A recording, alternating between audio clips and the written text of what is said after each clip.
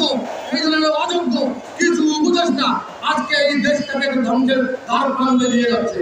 কালকে একটা স্টেটমেন্ট দেখলাম নাসিরউদ্দিন পাটোয়ারি সাহেব, আপনি বললেন যে এদিকে প্রধান উপদেষ্টা বলল যে ফেব্রুয়ারির প্রথমেই নির্বাচন হবে, এই যে মালয়েশিয়া সফরে গিয়েছে সেখানেও উনি এই পুনর্ব্যক্ত করেছেন।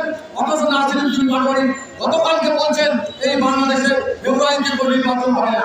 তাহলে কারা, তাদের কত শক্তি, তারা সরকারকে টান দিতে পারে এইরকম তারা চিন্তা করছে।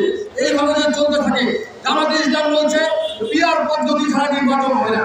এই ধরনের একটা অস্থিতিশীল অবস্থা বিরাজ করা, বাংলাদেশকে একটা অকার্যকর দেশে পরিণত করার জন্য একটা অপচেষ্টা চলছে। আমরা চাই এই বাংলাদেশ আপনার ৩০ লক্ষ মানুষের রক্তের বিনিময়ে অর্জিত এই দেশ, ২ লক্ষ মামলের সংগ্রামহানির বিনিময়ে এই দেশ, এই লাল সবুজের পতাকা, এই লাল সবুজের পতাকাকে কতগুলো শকুন যদি নষ্ট করতে চায় আমরা ছেড়ে করতে দেব না। তাজা রক্ত ফেলে দিয়ে এই ধরনের ষড়যন্ত্র আমরা রুখে দেবো ইনশাআল্লাহ। জাতীয় পার্টির নেতাকর্মী থেকে সবসময় সজাগ থাকার জন্য আমি অনুরোধ জানাচ্ছি, যে কোনো মুহূর্তে আন্দোলনের ডাক আসতে পারে।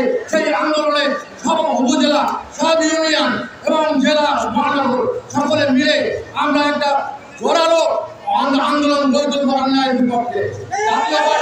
জাতীয় পার্টির রাজনীতি কোনো চাঁদাবাজির ইতিহাস নাই, জাতীয় পার্টির রাজনীতি কোনো সন্ত্রাসের ইতিহাস নাই, জাতীয় পার্টির রাজনীতি গণমানুষের জন্য রাজনীতি।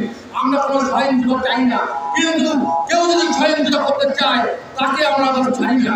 আমরা তার দাক্ষিণ জবাব দেওয়ার জন্য জাতীয় পার্টির ফুটফুট আছে। আমি এখানে প্রশাসনের অনেকেই আমার বক্তব্য শুনছেন, আপনারা শুনে নেবেন। আপনাদের উত্তর সুদের কাছে আমাদের জাতীয় পার্টির ইতিহাস জানবেন। জাতীয় পার্টি শান্তিপূর্ণ রাজনৈতিক দল, জাতীয় পার্টি সহিংসতা বিশ্বাস করে না। আমরা আমাদের মানুষগুলোকে সংগঠিত করে যদি দিতে পারি, সব দল মিলিয়ে যে ভোট হবে তার থেকে জাতীয় পার্টি বেশি ভোট পাবে। আমি আজকে আপনারা এই দুর্যোগপূর্ণ আবহাওয়ায় আপনারা এসেছেন, আমি এই সকল আমার কৃতজ্ঞতা জ্ঞাপন করছি। ঠিক এভাবেই ডাক দিতে হবে, এভাবেই সাথ দিতে হবে। একদিনের নোটিশে আজকে আপনারা এখানে এসেছেন, আজকে সকাল থেকে বৃষ্টি, তারপরে বৃষ্টি আপনারা এসেছেন, এর জন্য আমার কৃতজ্ঞতা আপনাদের কাছে অনেক কৃতজ্ঞতা জানাচ্ছি। আজকের এই প্রোগ্রাম সফল করার জন্য আমি সবাইকে আমার পক্ষ থেকে অভিনন্দন জানাচ্ছি। সাংবাদিক বন্ধুগণ, আপনারা সত্য বস্তুনিষ্ঠ সংবাদ পরিবেশন করবেন। দেখছেন আজকে আল জাজিরা থেকে শুরু করে আজকে যে সাংবাদিকরা করছেন, বিরাট ঝুঁকি নিয়ে করছেন। কারো জীবনে নিরাপত্তা নাই, সাংবাদিকের দিনের মধ্যে খবর করছে, তার বিচার নাই, কোনো বিচার হবে না। সাগর জমির বিচার আজ পর্যন্ত হয় নাই। সেজন্য বলি এই দেশটা কিভাবে চলবে তার গাইডলাইন তৈরি করতে হবে।